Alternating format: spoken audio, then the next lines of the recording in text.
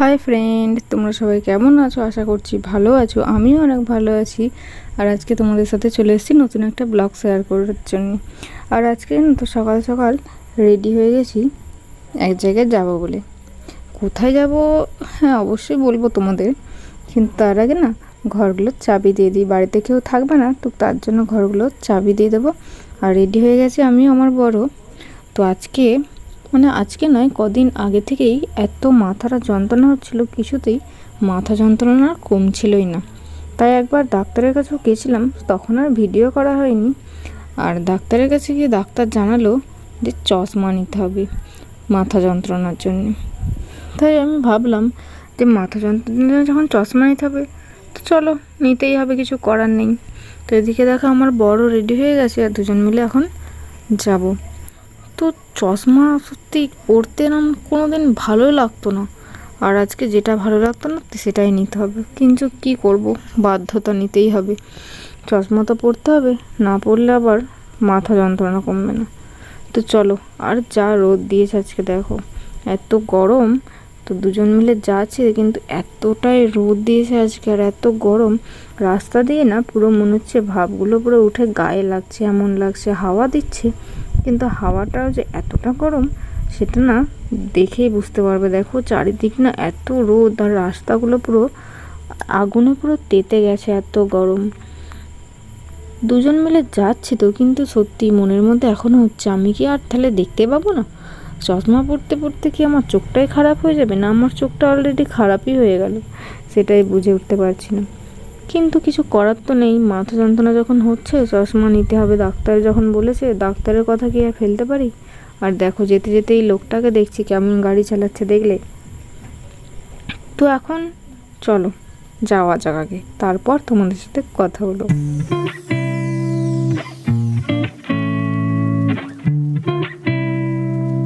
আর জানো তো, যেতে যেতে রাস্তা দিয়ে না যেতে যেতে দেখো আমার বরের চোখে কি ধুলে ঢুকে গেছে। আমি বলছি তাহলে গাড়িটা দাঁড় করাও, বলছে না না দাঁড় করাতে হবে না, চলো। বেরিয়ে গেছে। ঠিক আছে, দাঁড়ালো না, ওর চোখ দিয়ে যখন বেরিয়ে গেছে। আর আজকে তো নাইট আছে, ডিউটি চলে যাবে। তাই কিছু সবজি ছিল না বাড়িতে, তাই ওকে বললাম তাহলে চলো কিছু সবজি নিয়ে নাও, তারপর তাহলে একবারে ওখানে যাওয়া যাবে ডাক্তারের কাছে। ডাক্তার আগের দিন দেখিয়ে এসেছি, আজকে শুধু চশমাটা আনতে যেতে হবে। তাই আমি ওকে বলছিলাম তুমিই যাও, কি নিয়ে এসো, কিন্তু ও বললো যে না তুমি চলো, পরে দেখে নিয়ে আসবে, যদি সেরকম সেট না হয় তাহলে সেট করে নেব। তো এখানে কিছু সবজি নিয়ে নিচ্ছি। আর এখন সবজি নেওয়া হয়ে গেছে, দেখো আমার বর এখন গাড়ির টুল বক্সে সবজিগুলো রেখে দিচ্ছে। আর চলো তারপরে এবার যাবো। আর আজকে না রোদের মধ্যে বেরোতেই ভালো লাগছিল না। আজকে নয়, এই কদিন ধরেই এই রোদটাকে দেখেই ভয় লাগছে বেরোতে, কিন্তু তবুও দেখো সবাই বেরোচ্ছে, যে যার কাজগুলো তো আর রোদের জন্যে অফ হবে না বলো। তো আমার বর দেখো আমাকে ফেলে রেখে চলে যাচ্ছিল, কিন্তু না, তুমি যাবে কোথায়, আমি তোমার সাথেই যাব সব সময়। যখন দেখো এত রাস্তার জাম সব সময়। আর দেখো আমার বরকে বলছি আমার না ভালো লাগে না জানো তো চশমা পরতে, কিন্তু আমার বর বলছে কি করা আছে, তোমার যখন মাথা যন্ত্রণা হচ্ছে চশমা তো তোমাকে পরতেই হবে। আমার বর আমাকে এরকম ভয় দেখাচ্ছে জানো। আর দেখো বলতে বলতে এখন চলে এসেছি এই দোকানের সামনে। তো এই দোকানটার নাম হচ্ছে অনিল আহমেদ। তো এখানে যে ডাক্তারটা বসে, হ্যাঁ ডাক্তারটা খুব ভালো জানো তো, খুব ধীরে সুস্থে দেখে, অনেকক্ষণ টাইম নিয়ে দেখে, ভালো ব্যবহার করে, খুব ভালো লাগলো ডাক্তারটাকে। তো এখানে এখন চলে এসছে। আর দেখো ওই দোকানেও না অনেকটা ভিড় আছে। তো আমার বর এখন প্রেসক্রিপশানটা ওই কাকাটাকে দিয়ে দিচ্ছে। আর হ্যাঁ, কাকাটা আমাদের গ্রামেরই, তো চেনাশোনাই, তার জন্য আমাকে বললো তুই একটু দাঁড়া তারপর। তো এদিকে দেখো আমার বর গাড়িতেও স্টার্ট দিয়ে দিয়েছে।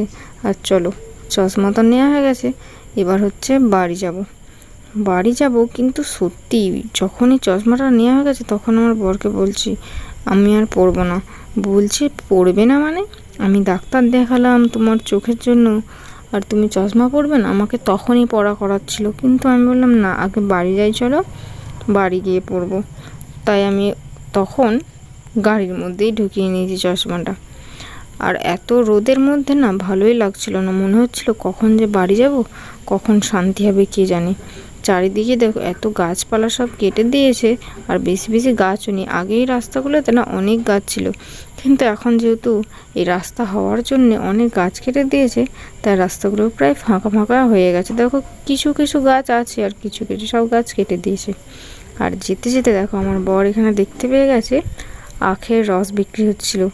তো আমার বর বলছে দাঁড়াও, এখানে নামো, নেমে চলো আগে আখের রস খাই, তারপর বাড়ি যাবে। এই গরমে আমার বর যেখানেই আখের রস কিংবা লেবু শরবত দেখতে পায় না, সেখানেই আগে নেমে পড়বে গাড়ি থেকে, বললো চলো আগে আখের রস খাই, তারপর বাড়ি যাব।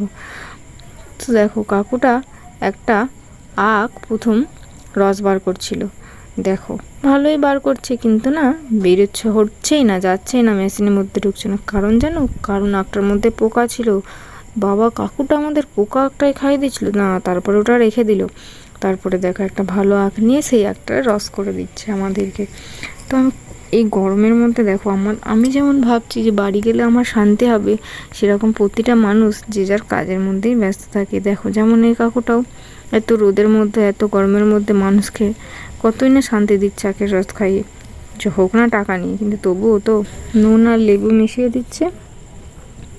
তো দেখো এখন মিশিয়ে নিয়ে সব একসাথে করে দিল, দিয়ে এবার হচ্ছে আমাদেরকে দিয়ে দেবে আখের শরবত, আখের রস যাকে বলে। তো নুন লেবু বাবা আমাদেরকে দেবে না, না করে দেবে। তো ওখানে একটা লোক ছিল, দেখো আমার বর আমাকে দিয়ে দিল, ওই লোকটাকেও দিয়ে দিয়েছে। আর এদিকে আমার বর ছিল, আমার বরকেও দিয়ে দিয়েছে। আমার বরকে বলছি তাড়াতাড়ি খাও, তাড়াতাড়ি বাড়ি চলো। আমার বর বলছে আমার খেতে বেশিক্ষণ দেরি লাগবে না, তুমি তাড়াতাড়ি খাও। সত্যি দেখো এত প্যাচপ্যাচে গরম না, গরমের মধ্যে না কিছুই ভালো লাগে না। দেখো খাওয়া হয়ে গেছে, তখন এই ড্রামটার মধ্যে এগুলো ফেলে দিলাম, গ্লাসগুলো, আর টাকা দিয়ে দিয়েছে। চলো এবার বাড়ি যাই।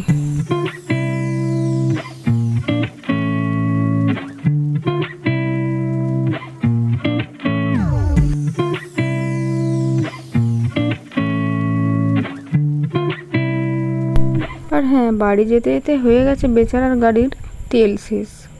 তো তেল শেষ হয়ে গেছে, তেল পাম্প এখানে দাঁড়িয়েছি। আর দেখো এখানে এত সুন্দর গাছ আছে না, তেল পাম্প এলে আমার এই দিকটাই সবসময় ভালো লাগে দেখতে। এ দেখো তেল এখন নেওয়া হয়ে গেছে গাড়িতে। তো এবার হচ্ছে বাড়ি যাব, কিন্তু সত্যি যতবারই তাকাই দিকটা খুব ভালো লাগে। প্রত্যেকটা তেল পাম্পে আমি দেখেছি এরকম সুন্দর সুন্দর গাছ লাগানো থাকে।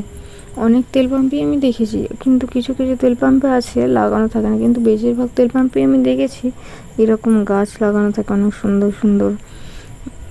তো দেখতে বেশ ভালোই লাগে। আর এত রোদের মধ্যে দেখো ভালোই লাগছে না, মনে হচ্ছে কখন বাড়ি যাব, এত রোদ, বাপরে বাপরে। এই রোদের মধ্যে কেউ বেরোয় নাকি বাড়ি থেকে? কি করতে যে বেরিয়েছিলাম, আমার বরকে একা একা পাঠালেই ভালো হতো। তো দেখো এখন বাড়ি চলে এসেছি। আমি বলছি তাড়াতাড়ি চলো, বাড়িতে এসে আর ভালোই লাগছে না, আগে পাখা চালাই তারপর। তো যখন বাড়ি চলে এসেছি, দেখো দেখো চশমা নিয়ে চলে এসেছি। দেখো এখানে লেখা আছে অনিল আইমেট, তো এখানে নাম্বারও দেওয়া আছে। দেখো